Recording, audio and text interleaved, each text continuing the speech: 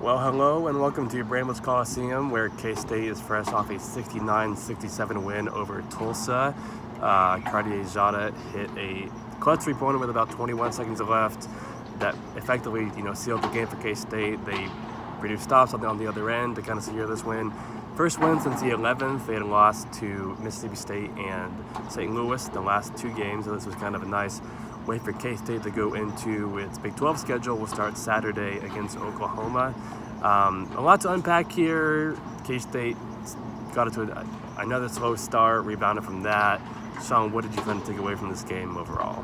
Well, it looked like it was going to be much of the same. I mean, basically every factor that's happened in all of their games this year, where they have a slow start, they get it together for, that middle period of the game, and then the other team, whoever they end up playing, and just outlast them, win by 5 points or so. It looked like, that had the recipe for all those things. They were able to get the comeback. They trailed by 13 points early. I think with 12 minutes left in the first half, they trailed by 13, and K-State's defense picked it up after that. Tulsa had great ball movement to start the game, and K-State picked up 8 steals in that first half. Only 2 in the second half, but 8 steals in that first half.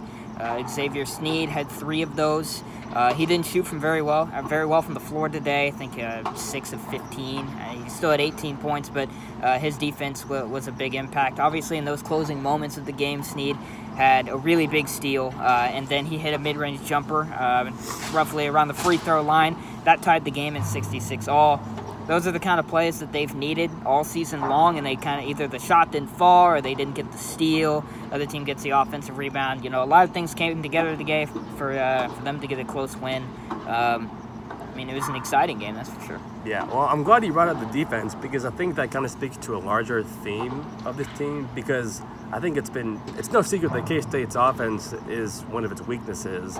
So I think when their defense can come up with stops and get out of transition, they're a lot more versatile out there. They have a lot more options in transition rather than in their half-court sets when they tend to get bogged down. The ball just doesn't move as well in their half-court sets. So when they're able to get stops, they're able to get steals and get out in transition, then I think their offense just kind of hums along a lot more smoother. And you saw that tonight. I mean, K-State forces only 12 turnovers, but I think a lot of the way they came back was because of their defense and the way they were able to kind of capitalize on Tulsa not being ready on defense.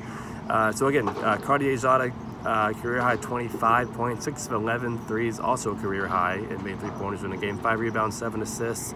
Kind of a complete game for Jada, especially with the way he was kind of coming off a bad game against St. Louis. I think he had 6 turnovers in that game. And then you mentioned Xavier Sneed, 18 points, 6 rebounds for him. So those were the two main acts today, which will not come as a surprise. But we also want to touch on 2 injuries, one injury and one sickness. One of them was Antonio Gordon, who missed today's game with the flu. Bruce Weber said that he was, and this is a real thing, quarantined for the last few days because they don't want the condition to spread to the other players on the team.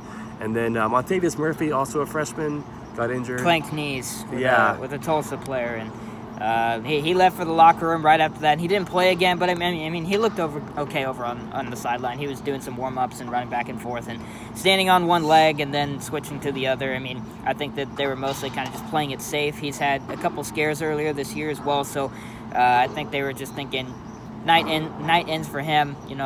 It's a close game, but sending a kid out there who's had knee issues this year is probably not the right call. Obviously, That's how it happened.